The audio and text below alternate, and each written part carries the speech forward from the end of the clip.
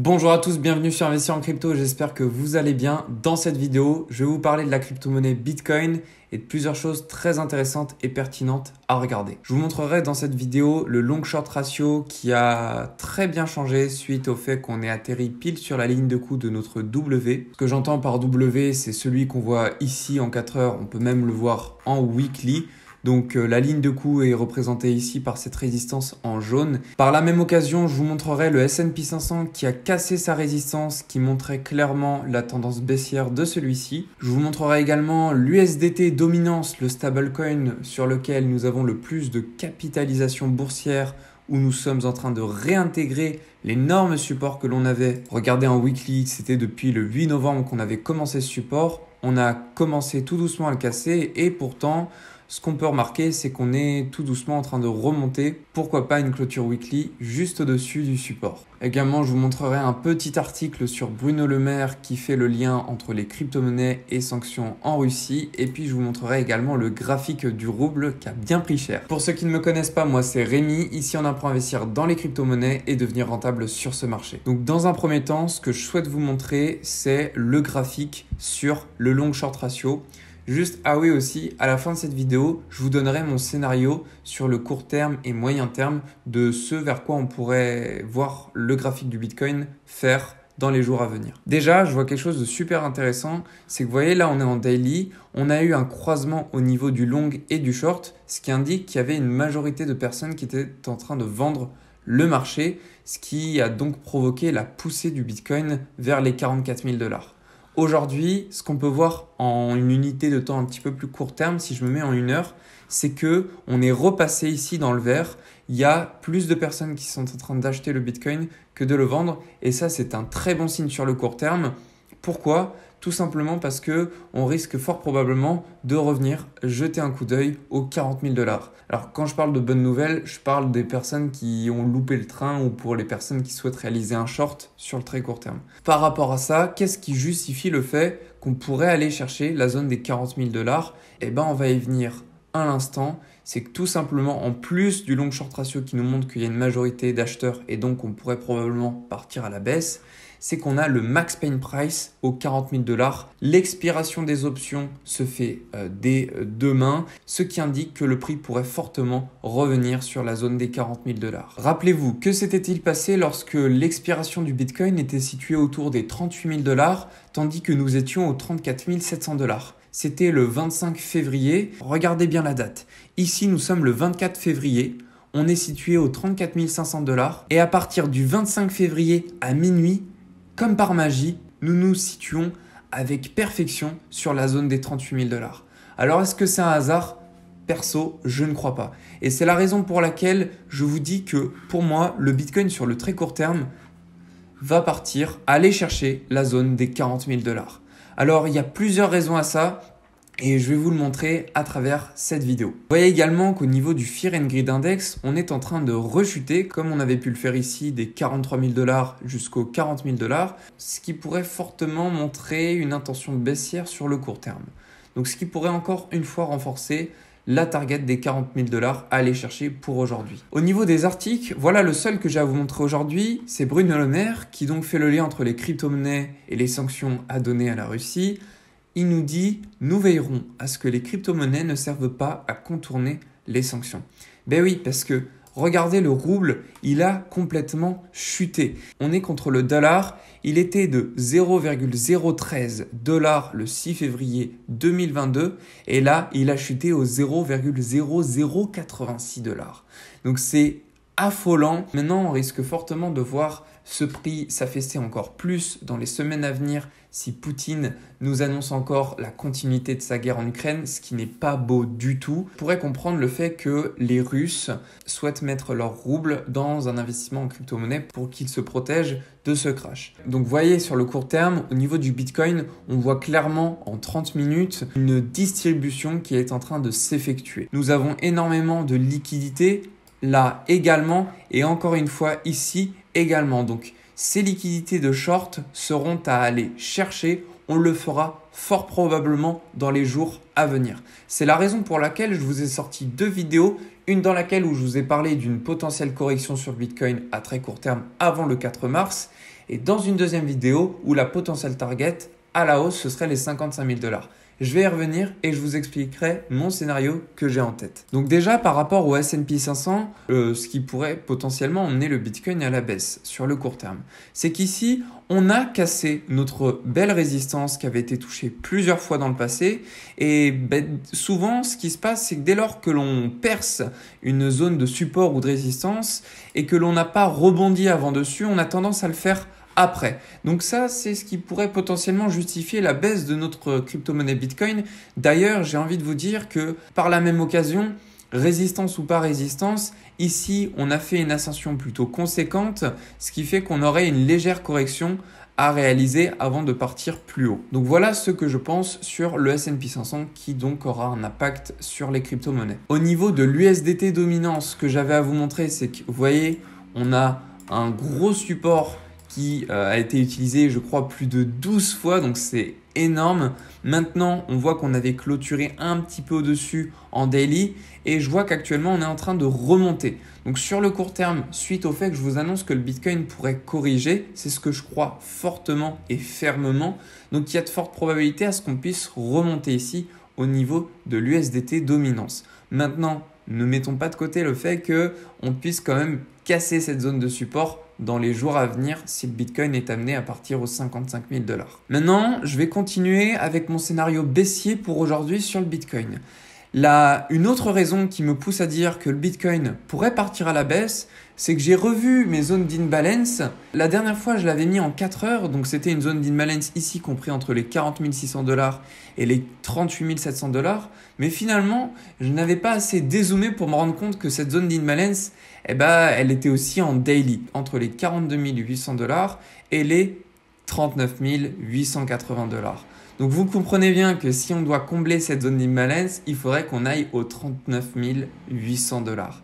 Et là encore, ça nous justifie avec perfection le fait qu'on devrait aller chercher la zone des 40 000 $. Et cette zone-là correspond également avec perfection avec notre extension Fibonacci de 618. Par rapport à notre nouvelle extension de Fibonacci, on pourrait voir le prix donc s'arrêter autour des 39 700 $ à la zone des 1,618. Donc voilà ce que je pense pour le Bitcoin. Mais pour vous faire plus simple, parce que je peux comprendre que tout le monde ne comprenne pas ce que je vous dise, je vais vous résumer point par point les raisons qui poussent à ce que le Bitcoin va partir à la baisse aujourd'hui et pourra repartir à la hausse dans les jours suivants. Donc je me mets juste à côté de la zone ici dont on parle depuis tout à l'heure et je vais vous noter tous les points. Le premier point, c'est que on a les expirations des options aux 40 000 $. Donc ça, c'est la première des raisons qui fait qu'on devrait aller chercher la target des 40 000 $, puisque pour faire perdre un maximum des personnes qui ont pris des puts et des calls, vous voyez, faudrait qu'on se situe aux 40 000 $ pour faire perdre un maximum de personnes. Donc ça, c'est la première des raisons. La deuxième des raisons, c'est le fait qu'on ait un long au niveau du long short ratio supérieur. Pourquoi je vous dis ça? C'est qu'on peut observer quelque chose dans le passé, c'est qu'au niveau du long et du short ratio, dès lors que l'on était en positif, c'est-à-dire qu'il y avait plus de personnes prenant des achats sur le Bitcoin, on était en train de chuter. Vous voyez par exemple juste ici. Là, c'est sur du très court terme.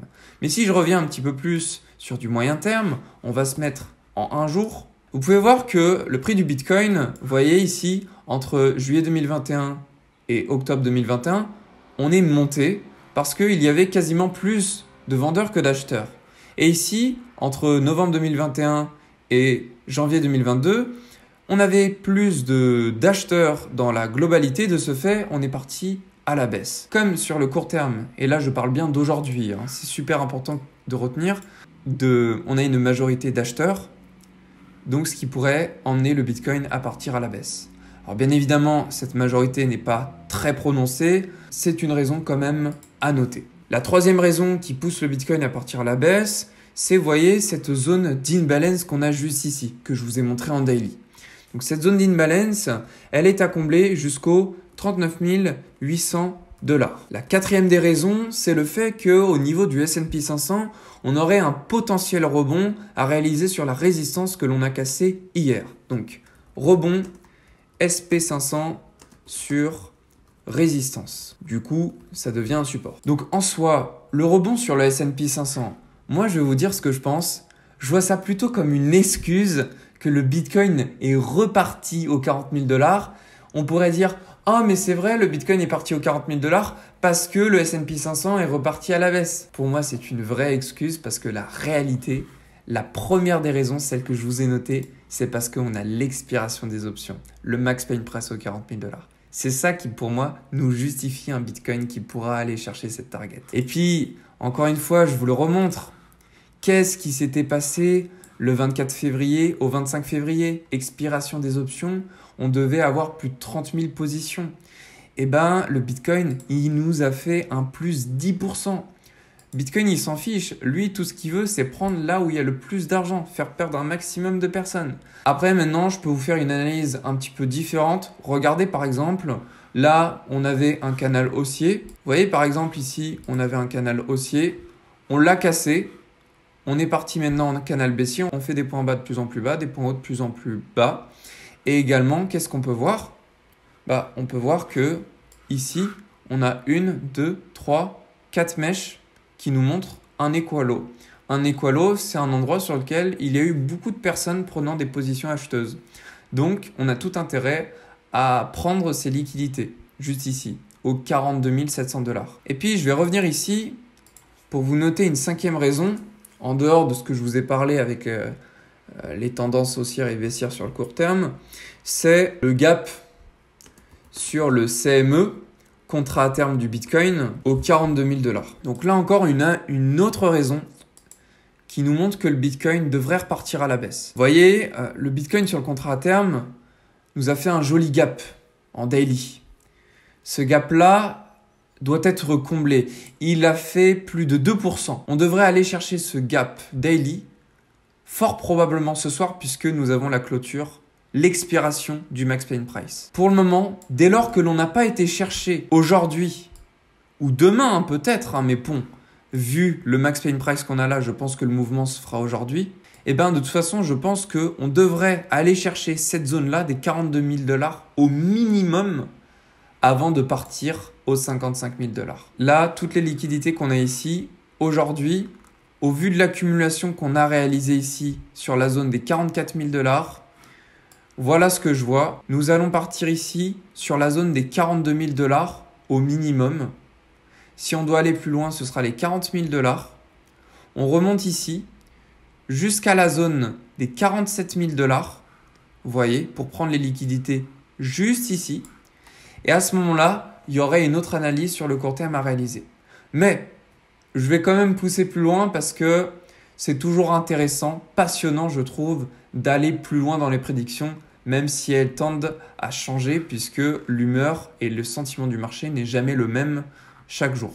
Donc si on doit continuer les probabilités, alors le Bitcoin pourrait aller chercher ici la zone des 55 000 $. Une fois qu'il aurait pris cette liquidité, puis cette liquidité, vous voyez ici on en a une liquidité mais elle est infime par rapport à celle qu'on attend bas. Et donc, le Bitcoin, je le vois mal partir sans avoir été chercher les liquidités des 29 000, mais également des 33 000 $. Et alors, le Bitcoin pourrait repartir ici, aller chercher les liquidités sur la zone des 32 000, puis celle des 29 000, pour ensuite repartir to the moon. Voilà le scénario, celui à quoi je m'attends le plus. Maintenant, il y a aussi d'autres choses qui font qu'on pourrait très bien ne jamais aller chercher les liquidités du bas. Oui, une puissance acheteuse trop prononcée. Il y a plein de choses qui nous ont montré dans le passé que on ne va pas toujours chercher les liquidités. C'est le scénario le plus pessimiste ou optimiste, c'est comme vous le souhaitez. Mais en tout cas, c'est celui auquel je crois le plus. Voilà, c'en est tout pour cette vidéo. J'espère qu'elle vous a plu. J'espère qu'elle a pu vous apporter un maximum de valeur sur les potentielles zones sur lesquelles on ira avec le Bitcoin.